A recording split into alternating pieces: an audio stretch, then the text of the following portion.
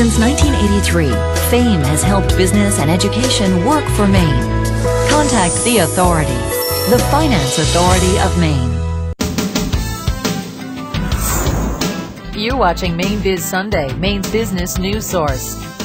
Each year, after reviewing employee benefit and retention programs and conducting confidential surveys and interviews, the Best Companies Group selects the best places to work in Maine.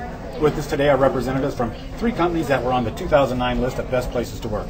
Connie Taggart, Director of Human Resources at Baker Newman Noyes, Barry Martin, Director of Human Resources at Skowhegan Savings Bank, and Karen Kochjar, an HR benefits consultant at UNUM. Welcome. Thank you for being here. Thank you, And Alice. first of all, congratulations. In 2009, on being selected as one of the best places to work in Maine. How cool is that? Awesome. Excellent. Good. I want to start off first with each of you to give me a real quick example of why you think your place was selected as one of those best places to work. And we're going to start right here. Go ahead. I think for us, it's really the people that make who Baker Newman is, which then lends to it being considered that good place to work. Okay. Great. So the emphasis is on the quality of folks. Quality of folks. Great. Yep, Great. absolutely. Great. Barry, how about the bank? I think at Skowhegan Savings Bank, it's our corporate culture of integrity service, and that our employees are engaged and buy into it and focused on relationship building with our customers. Okay, we're going to talk more about that buy-in thing as we go forward, because I think that's clearly a part of how companies get that input, but then how important is it? Absolutely. Okay, good. Yes, so. Oh, UNUM is a great place to work. We offer, great benefits, lots of opportunities for training and development, and our people are really proud of the products that we offer. Okay, great. So it's about, in your case, focus on really the workplace and the benefits that are available? Absolutely. Okay, great. Generally speaking, you guys are in the HR business, and this is, we've been going through it. You've heard about the recession? Just a little. Just a little. We had a tough year last year, still tough right now, slow recovery. Right. And so clearly managing cost has been a big concern. I know when you sit in your executive meetings, you're all asked to squeeze more out. So how has that affected your ability to have a best places to work and employee relations, asking more out of each of the employees? Barry, let's start with you. Well, I think, first of all, you have to have open and honest communication regarding all aspects of your organization. And we do that at Skowhegan Savings Bank. We have monthly meetings with all of our managers, all our employees, talking about how do we make our revenue, what are our expenses, how can we control that, get buy-in from all the population so they feel part of the solution to this economy, and they're excited, and oftentimes we get creative ideas, and they're engaged, they're informed, they want to be part of that to make us successful. So it really is continuing communication over and over and over, never enough. Okay. Karen, how about UNUM? Absolutely, I agree with that. We have quarterly meetings and also regular communications from our CEO to let us know, what's happening with bottom line. So it's really important that our employees understand. So it's all employee quarterly meetings, that kind of thing? Well, quarterly meetings for departments. Okay. So, but we're a lot of communication up and down. Okay. And handling bad news, how do you do that? Well, that's always difficult. Or is there any bad news in UNUM? Well, we're like any other company, Sure. But we really treat our employees with dignity and respect, and that's really important. Okay. And how about a Baker Newman Noyes? I think it's being honest about what's going on and what the situation is, and then trying to work within that, getting the employees involved and maybe helping resolve whatever's going on, I think is a big piece of that. And then hopefully from there being able to have them have the buy-in, knowing that the partners and above are also in that same situation. Okay. So. Okay.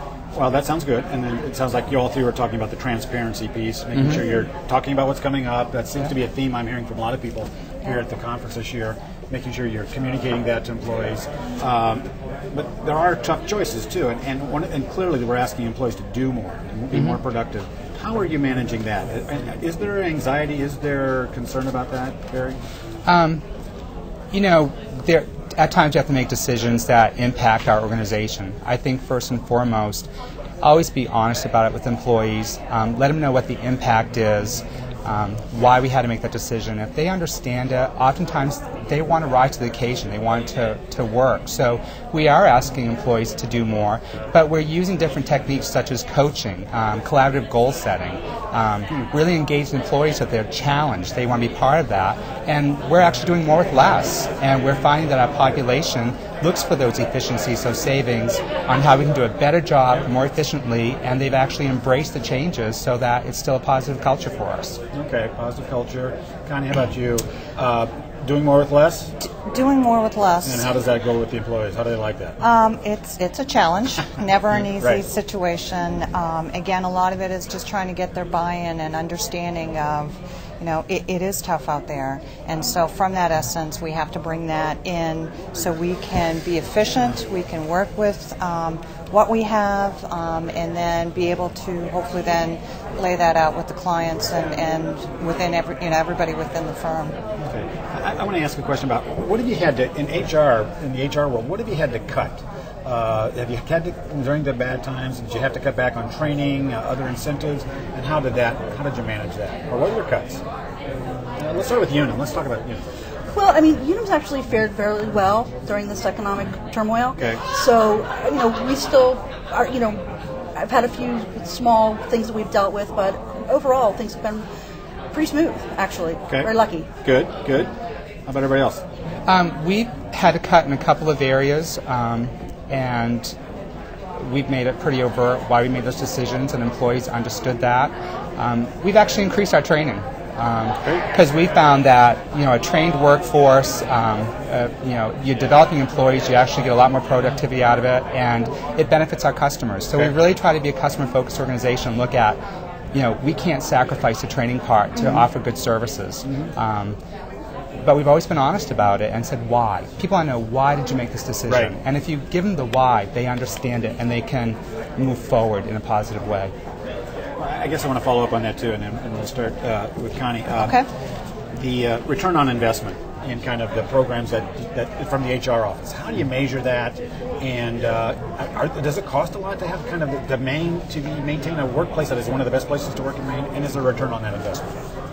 I think, again, if you've got the good base that you're working with, it's going to make all the difference. I think doing and looking at your overall programs, investing in your employees, having them feel like you're investing in them and hearing what they're saying. A lot of times I think that's the big piece, and we found just a simple thank you extended to the employees will make them feel like they have done really more than what we may have expected by setting clear expectations, clear goals, and working within that when we're evaluating or doing different things for them. Okay. Yeah, Barry? And I agree with Connie. Communication doesn't have to cost anything other than time. And the more time you can spend having meetings, informing your population, the better that pays off. And we've also done a culture of how do we value each other? How do we respect each other? We have positive you cards, rate my service cards, high five cards that you can send to fellow employees. Customers can rate you, and just that specific coaching, that praise, goes a long way. It's interesting. Sounds to like helping people. It sounds like you're all saying kind of there's a lot of low-cost opportunities from not only HR but just management in general that can have large returns, and it's tough times, but it can help even cement that employee loyalty. I think is what you're saying. Absolutely. People want to be thanked for a job well done. That doesn't cost anything. All right. Good. Well, let me thank you for a job well done. We're going to wrap right there. Thank you again for being here. Congratulations on last year, and we're going to give some information out so other companies can be applying this year to be known as one of the best places to work in Maine. Great. Thank you. Our pleasure. To learn more about participating in the 2010 Best Places to Work list, go to bestplacesToWorkInMe.com.